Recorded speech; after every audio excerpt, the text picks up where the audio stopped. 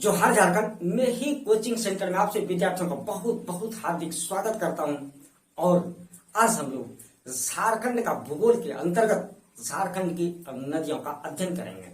तो प्यारे दोस्तों, इस वीडियो सेशन को आरंभ करने से पहले, चीजों को विस्तार से आपको समझाने से पहले मैं आप सभी विद्यार्थियों से निवेदन करना चाहूंगा कि जो विद्यार्थी झारखंड राज्य से संबंधित प्रतियोगी परीक्षाओं की तैयारी करते हैं वो निश्चित रूप से मैं ही कोचिंग सेंटर से जुड़े। चैनल को सब्सक्राइब करें, बेल आइकन को भी जरूर दबाएं ताकि कंटिन्यूसली नोटिफिकेशन मिलता रहे, और वीडियो को ज्यादा से ज्यादा शेयर करें ताकि और सभी विद्यार्थियों को भी इसका लाभ मिल सके। तो प्यारे दोस्तों, चलिए अब वीडियो सेशन को आरंभ करते हैं। और इस वीडियो सेशन को आरंभ करने के साथ ही आपको कुछ बातों का ध्यान रखना बहुत ही जरूरी है।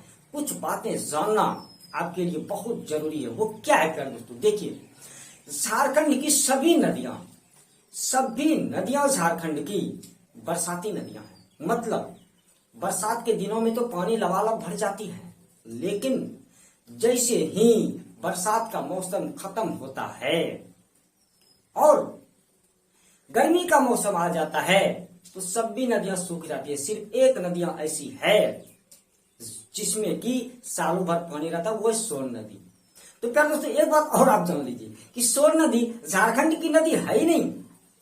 वो नदी आती कहीं और से, जाती कहीं और है, सिर्फ झारखंड में एक बाउंड्री बना के चली जाती है। तो सोन नदी झारखंड की नदी नहीं है। इस चीज को आपने बखूबी जान लिया। चलिए अब बात करते हैं आगे।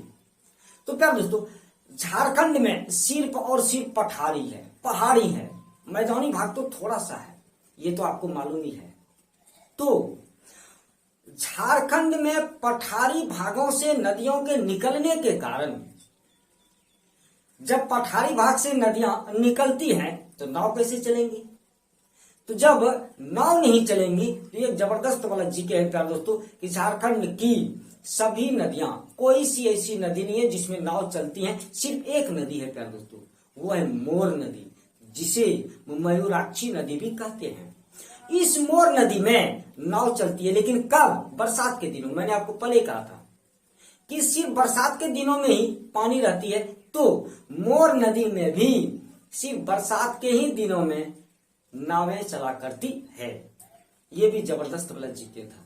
चलिए प्यारे दोस्तों, अब और भी कुछ बातों का हम लोग जिक्र करते हैं। तो प्यारे दोस्तों देखिए, चीजों को समझिएगा बेहतरीन ढंग से। मैंने आपको झारखंड के धरातलीय स्वरूप में बहुत अच्छा ढंग से समझाया था कि पहाड़ क्षेत्र की औसत ऊंचाई लगभग 900 मीटर है। उसके बाद हजारीबाग पठार की औसत ऊंचाई 600 मीटर है। रांची पठार की औसत ऊंचाई 600 मीटर है।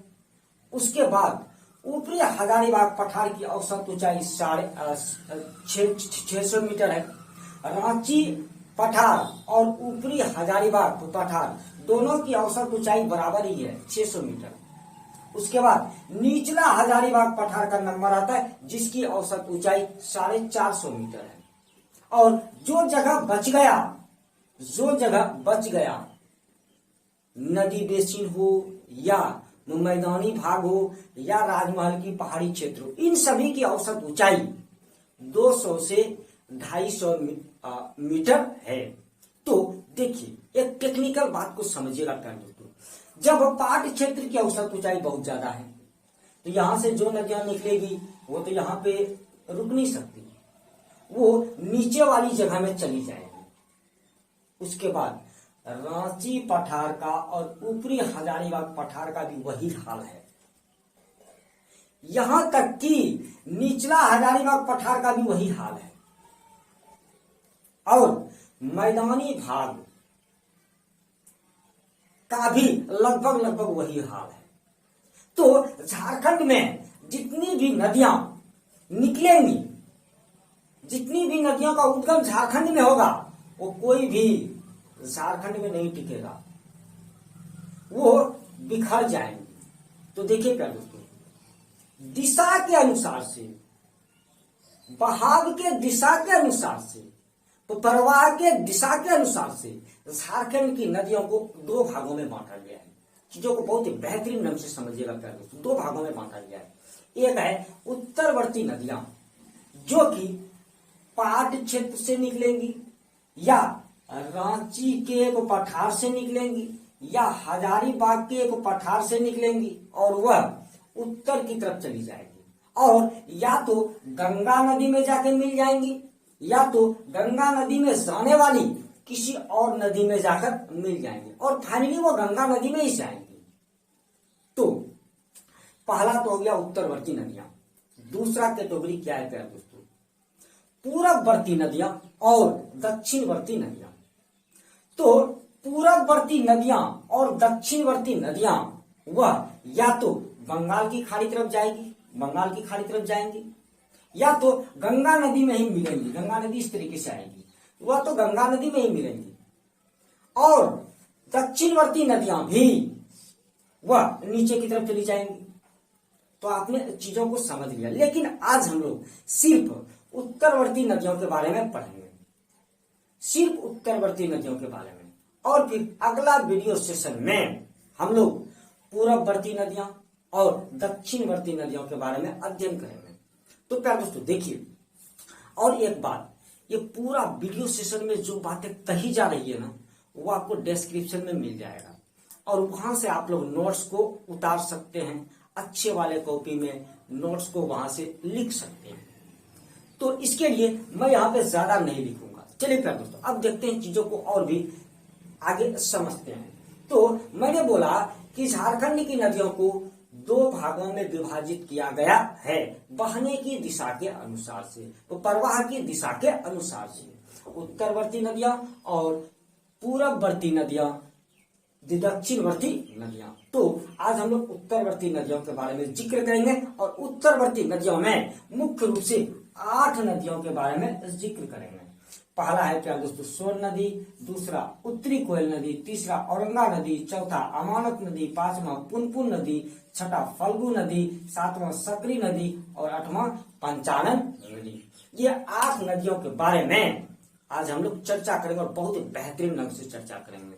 तो प्यारे दोस्तों कुछ टर्म को भी आपको समझना बहुत जरूरी है, जैसे उद्गम क्या होता है। तो प्यारे दोस्तों देखिए, उद्गम होता है कि जहां से नदी निकलती है।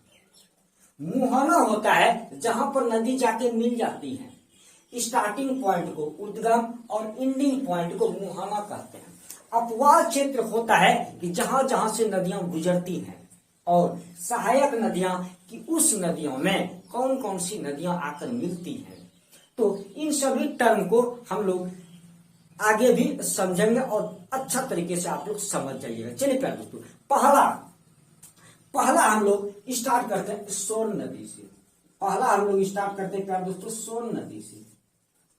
सोन नदी, मैंने आपको कहा सालों भर पानी रहती है सोन नदी में, और सोन नदी झारखंड की नदी नहीं है, वो मध्य प्रदेश के मैकाल पर्वत के अमरकंटक पहाड़ियों से निकलती है, और वह इस तरीके से चलकर देखिए गढ़वा और पलामू का बाउंड्री बना देती है। गढ़वा और पलामू का बाउंड्री बना देती है, मतलब झारखंड का बाउंड्री वो बनाती है। आप गढ़वा में नाव पर जब बैठिएगा ना, और उस तरफ जाइएगा तो बिहार पहुंच जाइएगा। वही हाल तो पलामू का भी है। आप पलामू में नाव पर बैठिएगा और उस तरफ जाइएगा तो बिहार पहुंच जाइएगा। तो चीजों को आपने समझ लिया कि सोन नदी सिर्फ बाउंड्री बनाने का काम करती है। सोन नदी से संबंधित और भी कुछ जरूरी तथ्यों को आपको जानना बहुत जरूरी है। तो क्या दोस्तों, सोन नदी लगभग झारखंड में कितने किलोमीटर तक बहती है, ये भी जबरदस्त वाला जीके प्यारे दोस्तों। तो सोन नदी आपको मैं बताता हूं प्यारे दोस्तों, बारी से चीजों को आप समझते जाइएगा प्यारे दोस्तों, कि सोन नदी जो है झारखंड में 45 किलोमीटर तक बहती है। सोन नदी जो है प्यारे दोस्तों 45 किलोमीटर, झारखंड में मात्र 45 किलोमीटर तक बहती है, और बाउंड्री बनाकर चली जाती है 45 किलोमीटर। चलिए आगे चीजों को कुछ टर्म को और समझते हैं प्यारे दोस्तों, कि सोन नदी का दूसरा भी नाम है प्यारे दोस्तों, उपनाम। तो इसके लंबाई में कितना हो जाएगा प्यारे दोस्तों, 45 किलोमीटर। और सोन नदी का दूसरा नाम भी है प्यारे दोस्तों, वो कौन सा सोन नदी का दूसरा नाम है? एक है प्यारे दोस्तों सोनभद्र, और दूसरा नाम है इसका, दूसरा नाम है हिरण्यवाह। ये दो नाम है सोन नदी का, दोनों उपनाम है। तो क्या दोस्तों, सोन नाम कैसे पड़ा? इसीलिए क्योंकि सोन नदी के रेत में सोने का कण पाया जाता है, इसी के लिए इस नदी का नाम सोन नदी पड़ा। और भी एक नदी है प्यारे दोस्तों जिसमें कि सोने की रेत पाई जाती है, वो है आपका स्वर्णरेखा नदी। लेकिन स्वर्णरेखा नदी को पढ़ना नहीं है क्योंकि वह उत्तरवर्ती नदियों में शामिल नहीं है। तो चलिए, चीजों को आपने बहुत बेहतरीन ढंग से समझ लिया। और देखिए प्यारे दोस्तों, इसका उद्गम कहाँ है प्यारे दोस्तों? मैकाल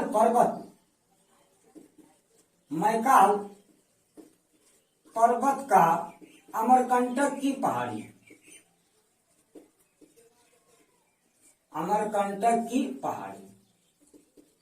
मैकाल पर्वत का अमरकंटक की पहाड़ी, और यह आपका एमपी में है।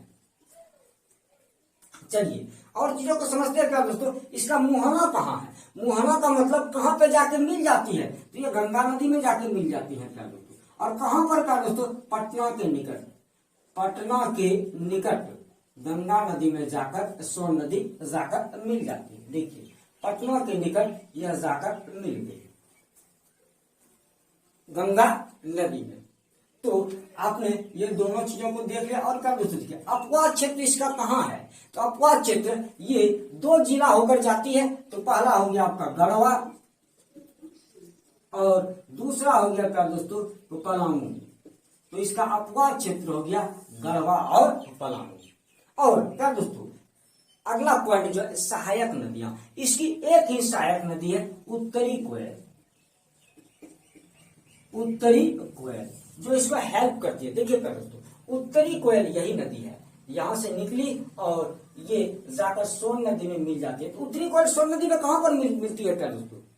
तो पलामू जिला में मिलती है उत्तरी कोयल नदी, सोन नदी में जाकर मिल जाती है। चलिए क्या दोस्तों, सोन नदी से संबंधित बस इतनी ही जानकारियां आपको रखनी है। और इसके बाद हम लोग फिर उत्तरी कोयल नदी के बारे में पढ़ाई करेंगे। अब उत्तरी कोयल नदी के बारे में हम लोग जानकारी प्राप्त करेंगे। चलिए देखते हैं उत्तरी कोयल नदी के बारे में हम लोगों को क्या क्या जानकारियां हासिल करनी है। चलिए अब थोड़ा सा हम लोग उत्तरी कोयल नदी के बारे में जानकारी प्राप्त करेंगे। चलिए उत्तरी कोयल नदी, अभी अब सोन नदी हो गया अपना। अब बढ़ते हैं आगे और उत्तरी कोयल नदी के बारे में हम लोग बात करेंगे कि उत्तरी कोयल नदियां कहां से निकलती है। चलिए देखते हैं, चीजों को बहुत ही बेहतरीन ढंग से समझना है प्यारे दोस्तों। उत्तरी कोयल नदी कहां से निकलती है? तो प्यारे दोस्तों देखिए, उत्तरी कोयल नदी रांची पठार का मध्य भाग से निकलती है। तो पहले नदी का नाम हो गया उत्तरी कोयल नदी। उत्तरी कोयल नदी लंबाई इसकी कितनी है प्यारे दोस्तों? 260 किलोमीटर। और इसका उपनाम कुछ नहीं है प्यारे दोस्तों, इसका कोई और दूसरा नाम नहीं है। लेकिन उद्गम जो है इसका रांची पठार का मध्य भाग, रांची पठार के मध्य भाग से उत्तरी कोयल नदी निकलती है। और क्या दोस्तों, इसका मुहाना कहाँ है? इसका मुहाना सोन नदी है। मतलब सोन नदी में जाकर यह मिल जाती है। और यह सोन नदी में कहां पर जाकर मिलती है क्या दोस्तों? तो पलामू में सोन नदी में जाकर मिलती है। और इसका अपवाद क्षेत्र कहां है क्या दोस्तों? यह कहां से होकर गुजरती है? तो क्या दोस्तों, अपवाद क्षेत्र इसका हो जाएगा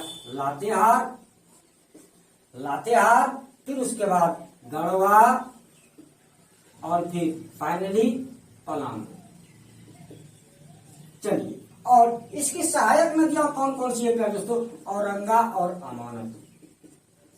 औरंगा और अमानत नदियां इसकी सहायक नदियां हैं। तो प्यारे दोस्तों, चीजों को आपने बहुत ही बेहतरीन ढंग से जान लिया कि उत्तरी कोयल नदी जिसकी कुल लंबाई 260 किलोमीटर है और इसका उद्गम रांची पठार का मध्य भाग है और इसका मुहाना सोन नदी है और यह सोन नदी में तो पलामू जिला में जाकर मिल जाती है और इसका अपवाद क्षेत्र लातेहार, गढ़वा और पलामू है और इसकी सहायक नदियां औरंगा और अमानत है। इन चीजों को आपने बहुत ही बेहतरीन ढंग से सीख लिया। चलिए प्यारे दोस्तों, अब देखिए प्यारे दोस्तों, यही है सोन नदी की उत्तरी कोयल नदी का अपवाद क्षेत्र। रांची पठार के मध्य भाग से निकला और फिर यह लातेहार होके, गढ़वा होके, पलामू में जाकर सोन नदी में जाकर अब मिल गई। चलिए प्यारे दोस्तों, अब उसके बाद देखिए जो उत्तरी कोयल नदी में दो नदियां मिली, जो दो सहायक नदियां हैं उत्तरी कोयल नदी की, वो है औरंगा और अमानत। अब हम लोग इन दो नदियों के बारे में बात करेंगे कि औरंगा और अमानत नदियों के बारे में क्या क्या जानकारियां हमको चाहिए। तो चलिए इस बारे में हम लोग बात करेंगे प्यारे दोस्तों, बस एक सेकेंड। औरंगा और अमानत नदी के बारे में हम लोग अब बात करेंगे। चलिए, तो सबसे पहले हम लोग बात करते हैं औरंगा नदी के बारे में कि औरंगा नदी कहां से निकलती है और उसका मुहाना कहां है, औरंगा नदी। चलिए प्यारे, चीजों को बहुत ही बेहतरीन ढंग से समझना है प्यारे दोस्तों, और पूरा नोट्स आपको डिस्क्रिप्शन में मिल जाएगा। पूरा ही नोट्स आपको डिस्क्रिप्शन में मिल जाएगा प्यारे दोस्तों। मैं डिस्क्रिप्शन में लिंक शेयर नहीं करता हूँ, मैं डिस्क्रिप्शन में सिर्फ और सिर्फ आपके लिए नोट्स शेयर करता हूँ। तो दो नदियां अभी तक में हमने देखा, सोन नदी और उत्तरी कोयल नदी। चलिए अब तीसरा नदी का नाम देखते हैं, औरंगा नदी। औरंगा नदी। और क्या दोस्तों, आपने देख लिया ना, उत्तरी कोयल नदी भी फाइनली कहां पर जाकर मिल रही है? गंगा में ही जा रही है, क्योंकि वो सोन नदी में मिलती है और सोन नदी गंगा में जाकर मिलती है। तो मैंने आपको पहले कहा था उत्तरवर्ती नदियां जितनी भी हैं सभी गंगा में ही फाइनली जाकर मिलेंगी। चलिए प्यारे दोस्तों, अब अगला देखते हैं हम लोग औरंगा नदी के बारे में। तो औरंगा नदी जिसकी लंबाई 80 किलोमीटर है प्यारे दोस्तों, 80 किलोमीटर औरंगा नदी की कुल लंबाई है और इसका उद्गम, उपनाम इसका भी कुछ नहीं है प्यारे दोस्तों, और इसका उद्गम लोहरदगा जिला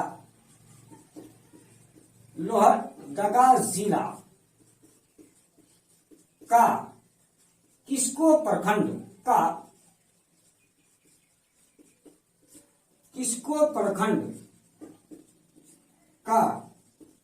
उल्दाग गांव है। उल्दाग गांव लोहरदगा जिला का किस्को प्रखंड का उल्दाग गांव इसका उद्गम स्थल है। और मुहाना कहाँ है प्यारे दोस्तों? ये कहां पर मिलेगी? यह उत्तरी कोयल में मिलेगी, क्योंकि यह उत्तरी कोयल नदी की ही सहायक नदियां हैं। लेकिन उत्तरी कोयल में यह मिलेगी कहां पर प्यारे दोस्तों? पलामू में जाकर मिलेगी। उत्तरी कोयल नदी में मिलेंगी लेकिन पलामू में जाकर मिलेंगी। और इसका अपवाद क्षेत्र कौन कौन सा हो गया प्यारे दोस्तों? तो देखिए कितना नंबर की नदियां थी प्यारे दोस्तों? 3 नंबर की नदियां हैं, 3 नंबर की नदियां। इसका अपवाद क्षेत्र कहां कहां हो गया प्यारे दोस्तों? इसका अपवाद क्षेत्र हो गया लोहरदगा और लातेहार। लोहरदगा और लातेहार इसका अपवाद क्षेत्र हो गया। लोहरदगा और लातेहार इसका अपवाद क्षेत्र हो गया। तो ये दो जिलों में बहती है। चलिए प्यारे दोस्तों, अब इसकी सहायक नदियों का नाम लेते हैं प्यारे दोस्तों। घाघरी, गोवा, नाला। घाघरी, गोवा, नाला, ये सब इसकी सहायक नदियां हैं प्यारे दोस्तों। धधारी,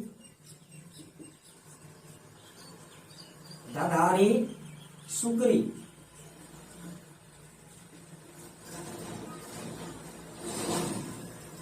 आदि तो ये सभी प्यार दोस्तों इसकी सहायक नदियां हैं। घाघरी, गोवा, नाला, धधारी, सुकरी, ये सभी इसकी सहायक नदियां हैं और ये बहुत इंपॉर्टेंट नहीं है, इसके लिए हम लोग इसके बारे में पढ़ाई नहीं करेंगे। चलिए, बहुत छोटी छोटी नदियां हैं प्यार दोस्तों। तो आपने देख लिया कि औरंगा नदी प्यार दोस्तों आपका लोहरदगा से निकली है और कहां से प्यार दोस्तों, किस्कोप प्रखंड से उलदाग गांव, किस्कोप प्रखंड का उलदाग गांव है लोहरदगा जिला में, वहीं से यह निकली है और लोहरदगा से यह लातेहार में जाएंगी और लातेहार में जाकर यह उत्तरी कोयल नदी में मिल जाएंगी और उत्तरी कोयल नदी सोन नदी में मिलेंगी और सोन नदी गंगा नदी में मिलेंगी। इसका मतलब फाइनली औरंगा नदी भी गंगा नदी में ही जाकर मिलती है। इन चीजों को आपने बहुत ही बेहतरीन ढंग से सीख लिया। चलिए कर लो, चलिए अब आगे बढ़ते हैं और हम लोग बात करते हैं पुनपुन नदी, अमानक नदी की। क्या दोस्तों, हम लोग बात करते हैं अमानक नदी की, चौथा नंबर अमानक नदी की, क्योंकि आपको मालूम था उत्तरी कोयल नदी की दो सहायक नदियां हैं। क्या दोस्तों देखिए, सोन नदी की सहायक नदी हो गई उत्तरी कोयल नदी और उत्तरी कोयल नदी की दो सहायक नदियां, एक औरंगा और एक अमानक। तो अब हम लोग औरंगा को जान लिया हम लोगों ने, अब बात करेंगे अमानक नदी की। तो अमानक नदी का क्या फंडा है, अमानक नदी कहां से निकलती है, अमानक नदी की लंबाई कितनी है, सभी चीजों के बारे में हम लोग आप चर्चा करेंगे। चलिए बढ़ते हैं। चलिए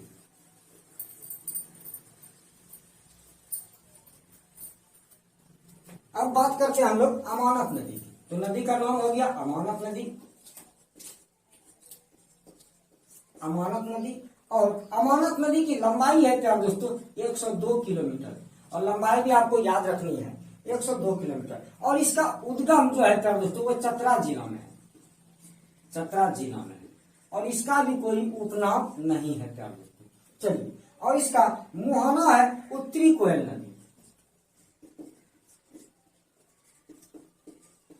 उत्तरी कोयल नदी इसका मुहाना है और यह मुहाना जो इसका पलामू जिला में है, मतलब पलामू जिला में जाकर यह उत्तरी कोयल नदी में मिल जाती है। और इसका अपवाद क्षेत्र है क्या दोस्तों चतरा, लातेहार, पलामू, चतरा, लातेहार, पलामू, ये 3 जिला में बहेंगी। और इसकी सहायक नदियां हैं क्या दोस्तों जिंजोई, जिंजोई, माइला, जिंजोई, माइला, जमुनिया, खैरा, जमुनिया, खैरा,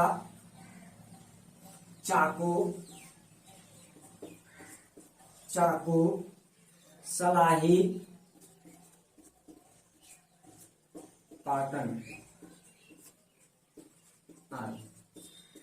तो ये क्या दोस्तों इसकी सहायक नदियां हैं। चलिए अब चीजों को समझते हैं और बहुत ही बेहतरीन ढंग से चीजों को समझते हैं। अब बात कर रहे हैं हम लोग अमानक नदी की। तो अमानक नदी उत्तरी कोयल नदी की सहायक नदी है, इसका मतलब उत्तरी कोयल नदी में जाकर वो मिलेंगी।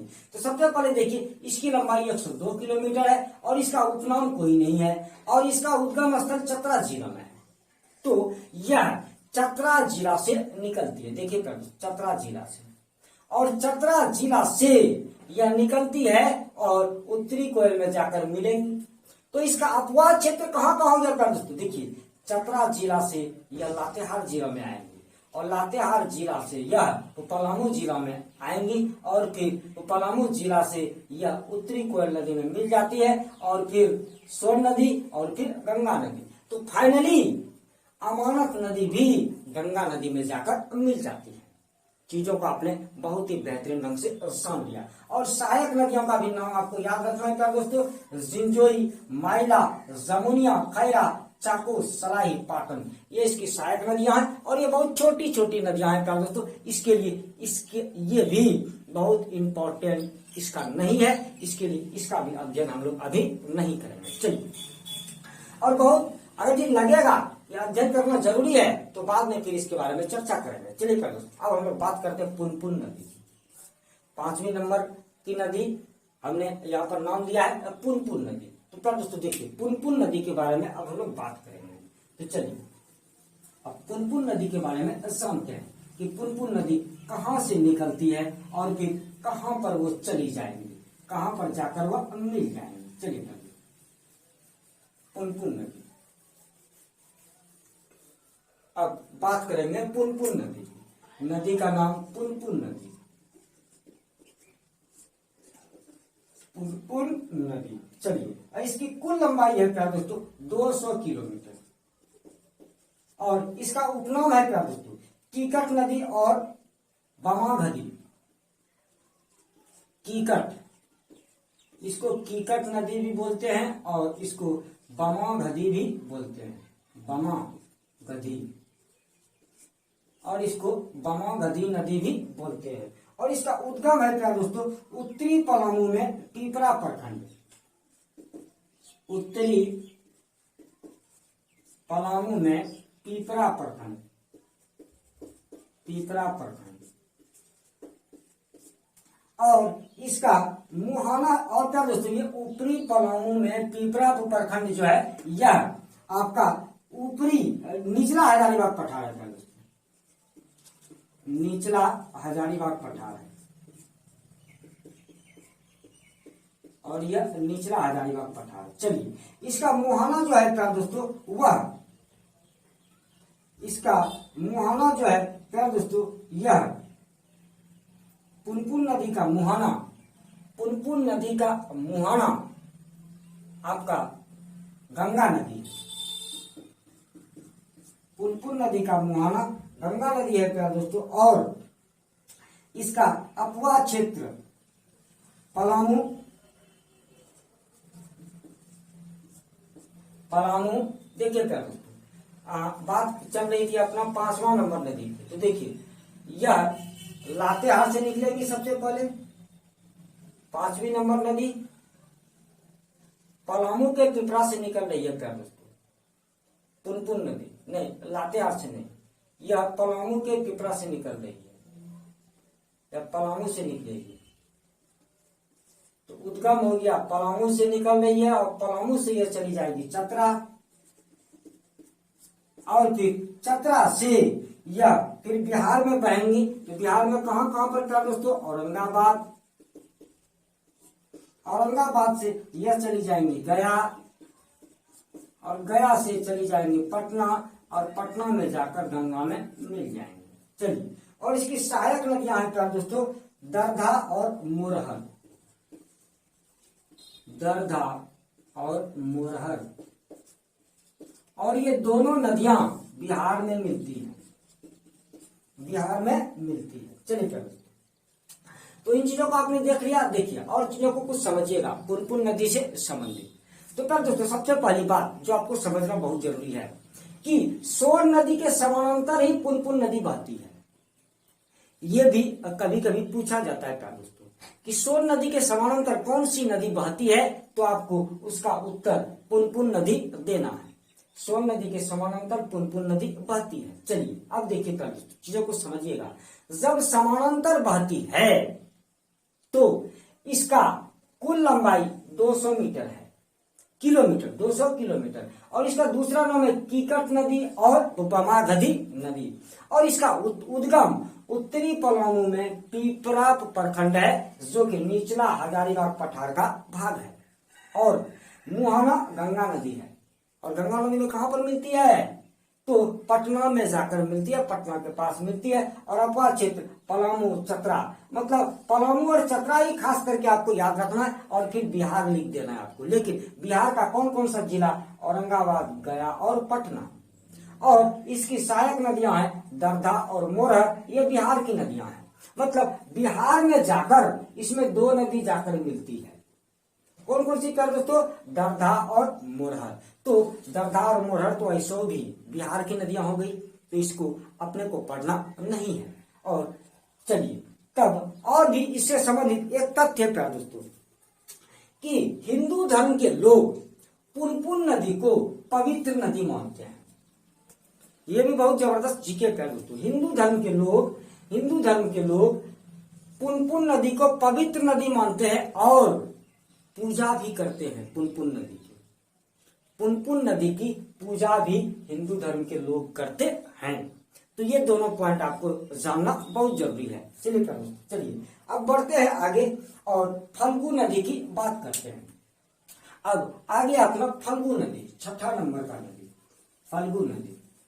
फल्गु नदी के बारे में क्या क्या तथ्य है अपने को जानना बहुत जरूरी है, क्योंकि फल्गु नदी बहुत इंपॉर्टेंट है प्यारे दोस्तों झारखंड जी के लिए। तो चलिए फल्गु नदी के बारे में बात करते हैं प्यारे दोस्तों कि फल्गु नदी का उपनाम अंतःसलिला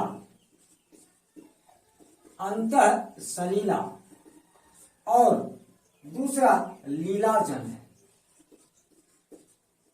और उपनाम जितना भी नदी का है ना प्यारे दोस्तों वो आपको बहुत याद करना बहुत जरूरी है कि फल्गु नदी का उपनाम अंतःसलिला लीलाजन है। पहले नदी का नाम लिख देते हैं प्यारे दोस्तों फल्गु नदी। चलिए अब बात करते हैं इसका उद्गम कहाँ है प्यारे दोस्तों। छोटा नागपुर पठार का उत्तरी भाग, छोटा नागपुर पठार का उत्तरी भाग। और कहां पर उत्तरी भाग, तो कहां पर कर दोस्तों चतरा में इसका उद्गम हुआ है, जो कि छोटा नागपुर पठार का उत्तरी भाग है। और इसका मुहारम गंगा का ताल क्षेत्र है कर दोस्तों, गंगा का ताल क्षेत्र। चलिए और कर दोस्तों इसका अपवाद क्षेत्र चतरा और गया है, चतरा और गया है। और फिर यह फिर बाद में गंगा के ताल क्षेत्र में जाकर मिल जाती है। चलिए प्यारे दोस्तों अब चीजों को समझिएगा और बिल्कुल भी ध्यान से चीजों को समझिएगा प्यारे दोस्तों। तो यह फल्गु नदी कैसे बना है, पहले इस बारे में आपको जानकारी बहुत ही जरूरी है कि फल्गु नदी कैसे बना है। तो प्यारे दोस्तों देखिए होता क्या है ना कि छोटी छोटी सरिताओं से, मतलब छोटी छोटी नदी आकर मिलती है और एक जगह पर मिली, एक जगह पर छोटी छोटी नदियां आकर मिल गई। और वो कहां पर प्यारे दोस्तों चतरा जिला में। और चतरा जिला का कौन सा भाग प्यारे दोस्तों उत्तरी भाग, चतरा जिला के उत्तरी भाग में, जो कि छोटा नागपुर पठार का उत्तरी भाग है, ऊपरी हजारीबाग पठार है, वहां पर आकर वह बहुत सारी छोटी छोटी सरिताएं आकर मिल जाती है। और उन्हीं सरिताओं को निरंजना कहा जाता है, निरंजना कहा जाता है। ये जबरदस्त वाला जीके कर दोस्तों। तो वो निरंजना जो है आकर एक जगह पर मिल गई, छोटी छोटी सरिताएं एक जगह पर मिल गई और फिर नदी का निर्माण हो गया। और वही नदी फल्गु नदी है। और फिर फल्गु नदी चतरा से निकलकर गया जाएगी और फिर गया से वह गंगा के ताल क्षेत्र में चली जाएगी, गंगा के ताल क्षेत्र में चली जाएगी। तो यही फल्गु नदी था प्यारे दोस्तों। इसका दो उपनाम है, एक अंतःसलिला और लीलांजन भी इसको कहते हैं। और उसके बाद निरंजना भी उपनाम आप कह सकते हैं क्योंकि बहुत सारी सरिताएं जब मिलती है उसे निरंजना कहते हैं। और उसी निरंजना से फल्गु नदी का निर्माण हुआ है। तो आप निरंजना भी उपनाम बोल सकते हैं, निरंजना। और मुहाना गंगा का ताल क्षेत्र, अपवाद क्षेत्र चतरा और गया। और इसकी सहायक नदियां जो है प्यारे दोस्तों, इसकी सहायक नदियां कोई भी नहीं है, ये इसकी सहायक नदियां कोई भी नहीं है। और लेकिन एक बहुत ही इंपॉर्टेंट जीके इससे निकल के आता है प्यारे दोस्तों कि पितृपक्ष के लोग दूर दूर से आते हैं और फल्गु नदी में स्नान करते हैं और पिंडदान करते हैं। मतलब पितृपक्ष समझ गए ना प्यारे दोस्तों कि जो आदमी मर जाता है फिर उसके लिए पिंडदान किया जाता है, तो वही उसके लोग आते हैं उस मरे हुए लोगों के सगे संबंधी आते हैं और पिंडदान करते हैं, इसी फल्गु नदी में पिंडदान करते हैं। तो ये भी बहुत ही धार्मिक दृष्टिकोण से फल्गु नदी की बहुत मान्यता है प्यारे दोस्तों। तो इसके लिए फल्गु नदी बहुत ही इंपॉर्टेंट है, फल्गु नदी को आपको याद रखना चाहिए। चलिए प्यारे दोस्तों, अब अगला बात करते हैं हम लोग सकरी नदी की। अब अगला बात करेंगे सकरी नदी की, और ये 7वां नंबर नदी है अपना। तो सकरी नदी के बारे में क्या क्या तथ्य है, थोड़ा इसके बारे में हम लोग जान लेते हैं। चलिए प्यारे, सकरी नदी बहुत ही बेहतरीन ढंग से चीजों को समझ रहे हैं प्यारे दोस्तों, और आपको मैं बिल्कुल भी सही तथ्यों से अवगत करा रहा हूँ, और नोट्स भी आप लोग डिस्क्रिप्शन से जाकर उतार लीजिएगा। तो प्यारे दोस्तों, अब आ गया अपना सकरी नदी।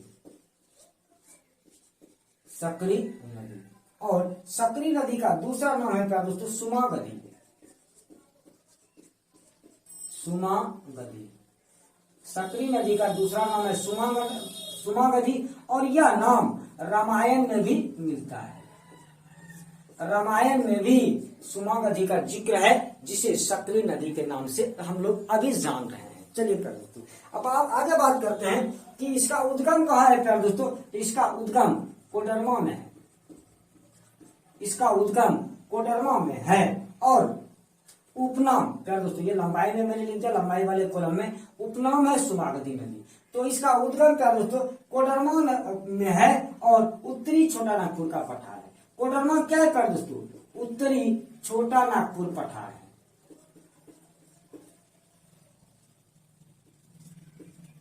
उत्तरी छोटा नागपुर पठार है। कोडरमा उत्तरी छोटा नागपुर पठार है, निचला हजारीबाग पठार है। इसी के लिए तो मैंने बोला झारखंड का धरातलीय स्वरूप को भी आप लोग देख लीजिए। चलिए अब बात करते हैं दोस्तों, मुहाना कहाँ है प्यारे दोस्तों। तो मुहाना इसका भी गंगा का ताल क्षेत्र है। गंगा ताल क्षेत्र इसका मुहाना है, लेकिन इसका अपवाद क्षेत्र कहाँ है प्यारे दोस्तों। कोडरमा, कोडरमा, हजारीबाग, गया, हजारीबाग, गया, पटना, मुंगेर में या जाकर ताल क्षेत्र में मिल जाएंगे। गंगा ताल क्षेत्र में मिल जाएगी, और इसकी सहायक नदियां हैं क्या दोस्तों, क्यूल और मोरहर। क्यूल और मोरहर, और ये दोनों ही नदियां बिहार की नदियां हैं, इसके लिए इसको अपने को पढ़ना नहीं है। और ये दोनों नदियां कहां पर मिलती है क्या दोस्तों, ये दोनों ही नदियां बिहार में जाकर मिलती है, ताल क्षेत्र में मिलती है। और एक इसका है क्या दोस्तों, वो है चौनन नदी। चौनन नदी भी, और ये चौनन नदी झारखंड की नदियां है क्या दोस्तों। तो ये चौनन नदी भी सहायक नदी है सकरी नदी का। तो देखिए क्या दोस्तों, सकरी नदी के बारे में थोड़ा सा हम लोग जानते हैं। तो सकरी नदी 7 नंबर नदी। देखिए क्या दोस्तों, ये कोडरमा में इसका उद्गम है, और कोडरमा से यह आ जाएगा आपका प्यार दोस्तों, देखिए हजारीबाग, और कोडरमा से यह हजारीबाग में बहेंगी, और फिर हजारीबाग से होते हुए बिहार में चली जाएंगी। तो बिहार में कौन कौन सी जगह प्यार दोस्तों, गया, पटना, मुंगेर, और फिर यह जाकर गंगा के ताल क्षेत्र में जाकर यह बिखर जाएंगे।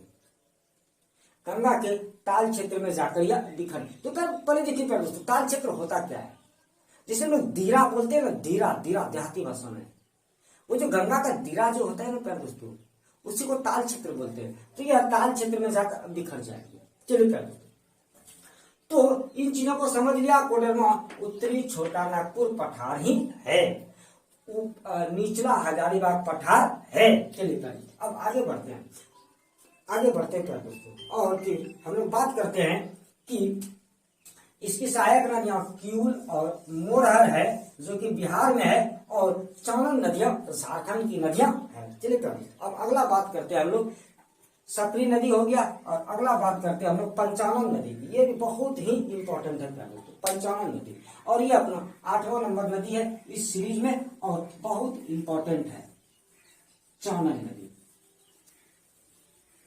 तो पहले तो आप ये जान लीजिए कि इसका नाम पंचानन नदी है। देखिए, तो पंचानन से चानन कैसे बना उसके बारे में हम लोग जिक्र करेंगे। तो क्या दोस्तों देखिए, पहले था आपका पंचानन नदी, पंचानन नदी, और फिर चलिए पंचानन नदी, फिर उसके बाद हम लोग बात करेंगे प्यारे दोस्तों, जब पंचानन नदी, दूसरा नाम है इसका चानन, और फिर एक है पंचाने। तो इसका 3 नाम है प्यारे दोस्तों, चानन, पंचानन, चानन, पंचाने, ये 3 नाम है इसका। तो देखिए प्यारे दोस्तों, इसकी लंबाई का कुछ जिक्र नहीं है, और इसका उद्गम छोटा नागपुर का पठार है प्यारे दोस्तों,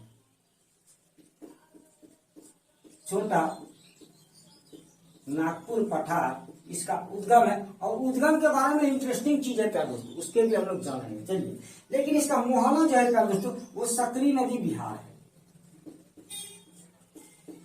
सकरी नदी तो झारखंड की नदी है प्यारे दोस्तों, हमने यहां पर देखा था सकरी नदी को, लेकिन सकरी नदी में जाकर मिलती है, लेकिन कहां पर मिलती है प्यारे दोस्तों, बिहार में जाकर मिलती है सकरी नदी में। और चलिए अब इसका अपवाद क्षेत्र, तो प्यारे दोस्तों देखिए इसका अपवाद क्षेत्र कहाँ होगा। चलिए इन बातों को आपको मैं बताता हूँ, आपको बहुत मजेदार ये वाला है चीज प्यारे दोस्तों, ये नदी बहुत ही मजेदार है प्यारे दोस्तों। देखिए 5 जलधारा आकर मिल गया, कहां पर, छोटा नागपुर पठार में। आपको तो मालूम है ये सभी सारा ही चीजें छोटा नागपुर का ही पठार है प्यारे दोस्तों। तो 5 जलधारा विभिन्न जगहों से छोटा नागपुर के पठार में आकर मिली है एक जगह पर। और वो कहां पर मिली है प्यारे दोस्तों, वह आपका मिली है गिरिडीह में, यहाँ पर गिरिडीह है प्यारे दोस्तों। तो इसका उद्गम छोटा नागपुर पठार, और आप यहाँ पर इसको गिरिडीह भी लिख लीजिए। तो यह गिरिडीह में आकर मिली है, और 5 जलधाराएं मिली है, इसको याद रखिएगा। और 5 जलधाराएं मिलकर एक नदी का निर्माण हो गया, जिसका नाम पंचानन नदी पड़ा। इसी के लिए इसका नाम पंचानन पड़ा, क्योंकि 5 जलधाराएं आकर मिली हैं। चलिए उसके बाद देखते हैं, लेकिन होता क्या है कि यार यहां से फिर बिहार में चली जाएंगी, यहां से फिर बिहार में चली जाएंगी, और बिहार में थोड़ा सा बढ़कर ये सकरी नदी में आकर मिल जाएंगी। सकरी तो झारखंड की नदी है, लेकिन बिहार में जाकर मिलती है, और फिर फाइनली गंगा में, फाइनली कहां पर प्यारे दोस्तों, गंगा में जाकर मिल जाएंगी, क्योंकि सकरी नदी गंगा के ताल क्षेत्र में ही जाकर बिखर जाती है, मिल जाती है। तो इसका मतलब प्यारे दोस्तों देखिए, पहले ये पंचानन था, 5 जलधाराओं से मिली है, लेकिन घिस कर रगड़ कर पतली होती गई, छोटी होती गई, और फिर यह चानन रह गया, पंच हट गया, मतलब ये पंच हट गया, और फिर यह चानन रह गया, और पंचाने रह गया। तो लास्ट में इसका नाम चानन है या तो पंचाने है। तो आपने समझ गया कि पंचानन चानन कैसे बन गया, पंचाने कैसे बन गया। तो प्यारे दोस्तों 8 नदियों के बारे में हमने आज जिक्र किया, और ये 8 नदियां उत्तरवर्ती नदियां हैं, और ये अपना भाग 1 था। और प्यारे दोस्तों 2 प्रकार और अभी 1 प्रकार की नदियां हैं, कुल 2 प्रकार की नदियां थी, एक उत्तरवर्ती नदियां और दूसरी पूरबवर्ती और दक्षिणवर्ती नदियां। तो पूरबवर्ती दक्षिणवर्ती नदियां प्यारे दोस्तों बहुतों हैं, तो इसके लिए एक भाग में बनना वीडियो संभव नहीं है, आप फिर बोर फील करने लगोगे। इसके लिए मैं इस वाली नदी को, दूसरे टाइप वाली नदी को, हो सकता है तो 2 भाग में बनाऊं या तो 3 भाग में बनाऊं, और लेकिन आपको पूरा का पूरा झारखंड की नदियों को देखना है। और ये चौथा लेसन है अपना, इसके पहले 3 लेसन झारखंड का भूगोल का 3 लेसन अपलोड कर दिया गया है। तो प्यारे दोस्तों उम्मीद करता हूं कि इन नदियों को आपने बहुत ही बेहतरीन ढंग से जान लिया होगा, क्या नाम है, क्या उपनाम है, क्या लंबाई है, क्या उद्गम है, कहाँ मुहाना है, कौन कौन सी सहायक नदियां हैं, और इन नदियों के बारे में और जो फैक्ट जो थे उन सभी को भी आपने जान लिया होगा, समझ लिया होगा। और ये पूरा का पूरा जो इस वीडियो में कही गई बातें हैं, ये जो लेक्चर जो है ये आपको डिस्क्रिप्शन में मिल जाएगा, वहां से आप लोग नोट्स उतार लीजिएगा। तो दोस्तों उम्मीद करता हूँ चीजें आपको समझ में आई होंगी, ज्ञान की बातें आपको समझ में आई होंगी। जिन विद्यार्थियों ने इस वीडियो को देखा बहुत बहुत धन्यवाद देता हूँ। जय हिंद, जय झारखंड।